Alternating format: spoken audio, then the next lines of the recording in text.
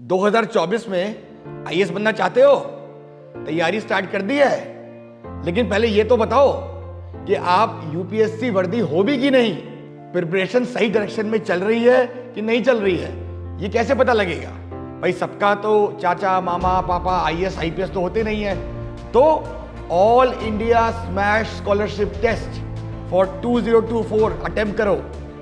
आपको up to 100% scholarship मिल सकती है हमारे मेंटरशिप प्रोग्राम में। लेकिन उससे भी ज्यादा बड़ी बात, रजिस्टर करते ही आपको 10,000 का माल, 10,000 का स्टडी मटेरियल, लेक्चर और इसके साथ हमारे रैंकर के साथ एक 1-to-1 सेशन जहां आप अपनी प्रॉब्लम, अपनी स्ट्रेटजी डिस्कस कर सकते हैं, ये सब मिलेगा। तो दिए हुए लिंक पे रजिस्टर करिए तुरंत। Hello everyone, my name is Arvind Singh Arya. I have secured All India Rank 16 in UPSC Engineering Service Examination 2022 in Electrical Engineering stream. क्योंकि मैंने अपनी प्रिपरेशन जॉब के साथ ही की थी तो टाइम का थोड़ा कंस्ट्रेंट रहता था। उसके लिए मैं क्या करता था, जैसे अगर दिन भर मेरी जॉब है तो मुझे कई बार टाइम मिल जाता था, जैसे आफ्टर लंच टाइम है, अगर मुझे वहाँ टाइम मिल गया तो वहाँ थोड़ा सा पढ़ लेता था। इवनिंग आवर्स अपने फिक्स कर लेता था कि मुझे इतने टाइम्स पढ़ना है शाम को या इवनिंग में। और आपको सैटरडे संडेज़ मिलते हैं, वो आप यूटिलाइज़ कर सकते हैं। तो आपको कहीं ना कहीं टाइम निकालना पड़ेगा अगर आप जॉब के साथ कर रहे हैं। और मैं आपको थोड़ी कुछ टिप्स देना चाहूँगा। जैसे हम लोग क्या करते हैं, बार बार जो रिवीजन करते हैं, हम लोग बेसिकली अपनी मेमोरी में इनपुट डालते हैं, बट फाइनली जब हमें एग्ज़ाम देना तो हमें मेमोरी आउटपुट एक्सरसाइज करनी है। हमें अपनी मेमोरी से जो हमारी मेमोरी में ऑलरेडी है उसे आउटपुट निकाल के एग्ज़ाम में लिखना है।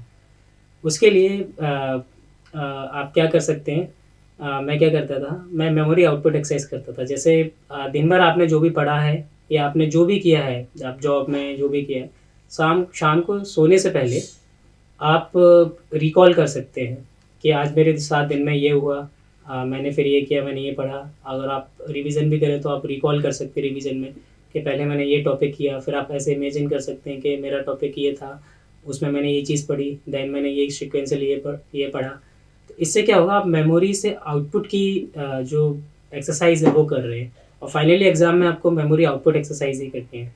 आप ये यूज़ कर सकते हैं।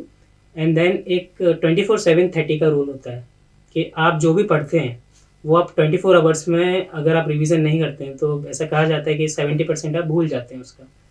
तो आपको ये मेक श्योर करना है जो भी आप पढ़ें वो आप 24 आवर्स में पहले रिवीजन करें, एंड देन आपको सेकेंड रिवीजन करना है उसका 7 डेज़ में, एंड देन थर्ड रिवीजन करना है आपको 30 डेज़ में। तो जब आप ये तीनों स्टेज कर लेते हैं तो वो आपके मेमोरी में काफ़ी लंबे टाइम तक स्टे करता है। तो उसके लिए आप क्या कर सकते हैं, जैसे आप जो भी डेली पढ़ते हैं, रात को सोने से पहले आप अपना टाइम निकाल सकते हैं, आधा घंटा 1 घंटा।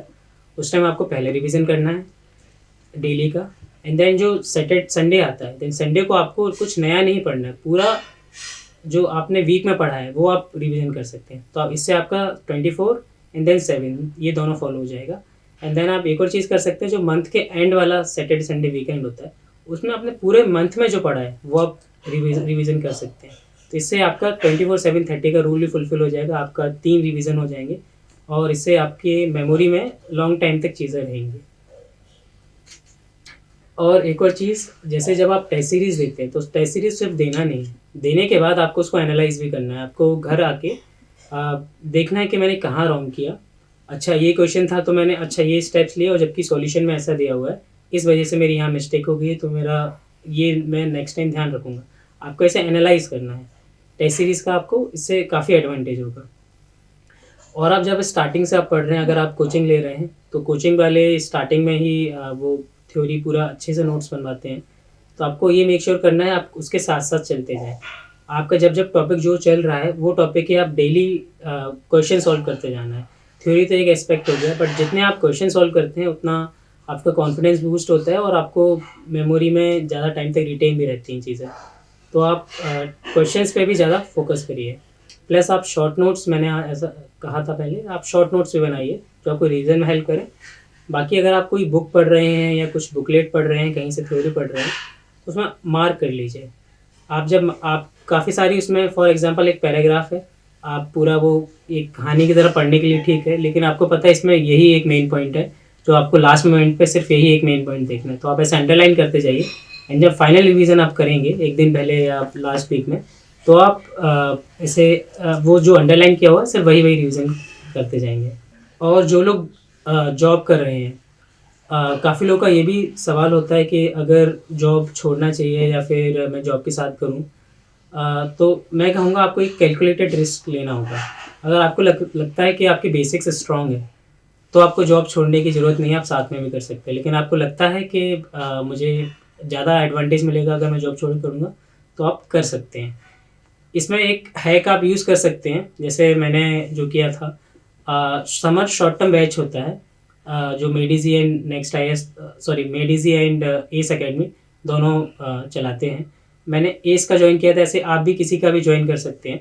उसमें वो 12-14 घंटे डेली क्लास लगाते हैं, तो आप वहाँ से काफ़ी कुछ सिलेबस कवर कर सकते हैं। आप जॉब के बीच में 1-1.5 महीने की छुट्टी ले सकते हैं, अगर आप मैनेज कर सकते हैं तो आप ये चीज़ कर सकते हैं। इससे आपका इंजीनियरिंग सर्विसेज का अराउंड 70-80% सिलेबस कवर हो जाएगा। बाकी आप सेल्फ स्टडी से या ऑनलाइन लेके कर सकते हैं। एक और चीज़, जब प्रीलिम्स एग्ज़ाम हो जाता है तो मेंस के लिए अगेन मेडिजी और एस दोनों ही अपने अपने बैच निकालते हैं।